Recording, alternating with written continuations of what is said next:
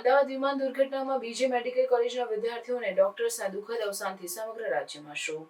અમદાવાદ 12 જૂન 2025ના રોજ થયેલી ભયાનક એર ઇન્ડિયા વિમાન દુર્ઘટનાએ સમગ્ર દેશને આઘાતમાં મૂકી દીધો છે. વિમાન ટેકઓફ બાદ ટેકનિકલ ખામીના કારણે મેઘાણીનગર વિસ્તારમાં આવેલ બીજી મેડિકલ કોલેજની મેસવાડ બિલ્ડિંગ સાથે અથડાયું હતું.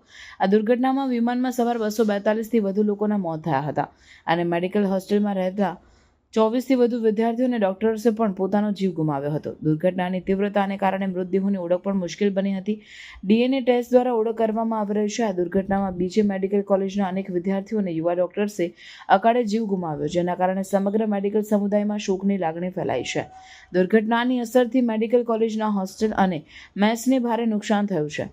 બચાવ કાર્ય દરમિયાન અનેક મૃતદેહો કાટમાળમાંથી બહાર કાઢવામાં આવ્યા, જેમાંથી ઘણા બીજે મેડિકલના હોસ્ટેલવાસીઓ હતા. પરિવારજનો અને મિત્રોમાં શોક અને આક્રંદનો માહોલ જોવા મળ્યો.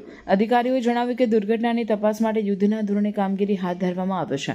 કેન્દ્ર અને રાજ્ય સરકારના ઉચ્ચ અધિકારીઓ તેમજ ફાયર બ્રિગેડ અને રેસ્ક્યુ ટીમોએ ઘટનાસ્થળે પહોંચીને બચાવ કામગીરી હાથ ધરી.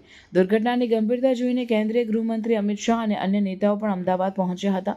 અમેરિકાના રાષ્ટ્રપતિ ડોનાલ્ડ ટ્રમ્પે પણ દુઃખ વ્યક્ત કર્યું અને ભારતને મદદ કરવાની જાહેરાત કરી. આ દુર્ઘટનાએ ગુજરાતના શિક્ષણ, તબીબી અને સામાજિક ક્ષેત્રમાં ગાઢ શોકનો માહોલ સર્જ્યો છે.